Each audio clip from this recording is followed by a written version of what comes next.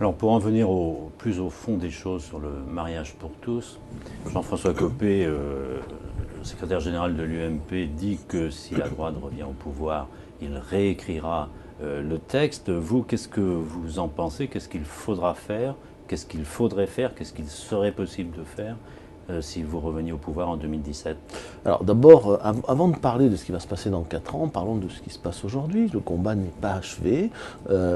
Dimanche, il y aura une grande manifestation. J'espère qu'il y aura beaucoup de Français dans la rue, à la fois à cause du mariage, à cause aussi de la méthode que le gouvernement a employée, plus généralement pour arrêter l'espèce de glissade sur une pente sur laquelle moi je ne veux pas aller.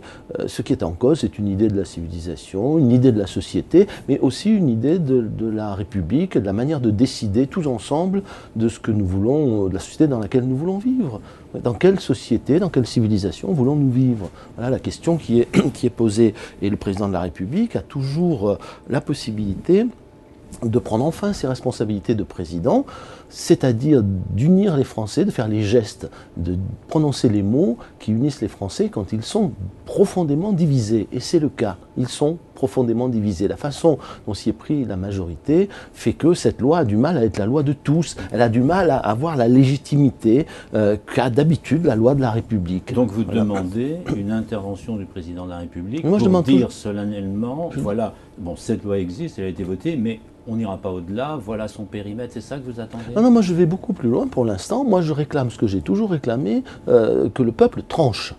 Voilà, c'est une loi qui modifie les équilibres de notre civilisation, qui modifie en profondeur les règles de la filiation. Donc il y a des conséquences énormes sur notre façon de vivre ensemble. Bon.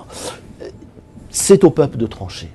Voilà, donc je continue à réclamer au président de la République un référendum sur ce sujet. Il en a toujours la possibilité. Mais on va avoir les premiers mariages très rapidement, puisqu'il y a déjà des demandes. Les maires vont les célébrer. Et ça, nous verrons comment ça va se passer. Moi, je n'en sais rien. Vous savez ce qui va se passer dans les semaines qui viennent, dans les mois qui viennent, dans les années qui viennent, sur un sujet qui divise aussi profondément les Français? Je n'en sais rien. Pour l'instant, je dis au président de la République, en refusant d'écouter les Français qui vous demandent un référendum, qui vous demandent de pouvoir trancher eux-mêmes cette question, vous prenez une très lourde responsabilité. Vous prenez la responsabilité de diviser profondément les Français. Vous prenez la responsabilité d'affaiblir les institutions de la République qui nous font vivre ensemble. Voilà. Vous prenez la responsabilité, prenez le risque que cette loi ne soit pas considérée comme la loi de tous. C'est un risque considérable.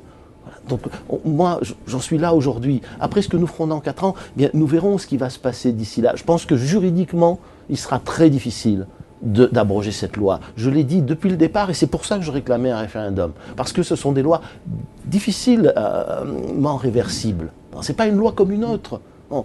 Et donc une loi comme ça ne peut pas se décider par un abus de majorité, comme on fait on change un taux de TVA. Mais si c'est difficilement réversible, quelle serait l'utilité d'un référendum dans ce cas? Non, aujourd'hui c'est très facile. Le référendum, ce sera un référendum d'abrogation. La loi n'est pas encore appliquée. Rien n'empêche le président de la République demain de dire aux Français, mais écoutez, à vous de décider. Alors le CPE était aussi promulgué, il n'a pas été appliqué. Hein. Mais ça n'empêche pas, rien n'empêche une loi référendaire de défaire immédiatement une loi parlementaire si le peuple en décide ainsi. Ce qui supposerait, qu'on aille très vite. Oui, ce qui supposerait qu'il y ait qu'il y ait énormément de gens dans les rues de Paris dimanche et que le président de la République enfin entende la voix du peuple, entende ce que les Français lui disent et fasse ce que François Mitterrand avait été capable de faire avec la loi sur l'enseignement libre, ce que Jacques Chirac avait été capable de faire avec le CPE ou en 1995 avec les réformes Juppé. C'est-à-dire qu'il y a un moment où une majorité, sentant qu'elle va trop loin, doit s'arrêter. Et c'est le rôle du président de la République que de fixer cette limite. Voilà.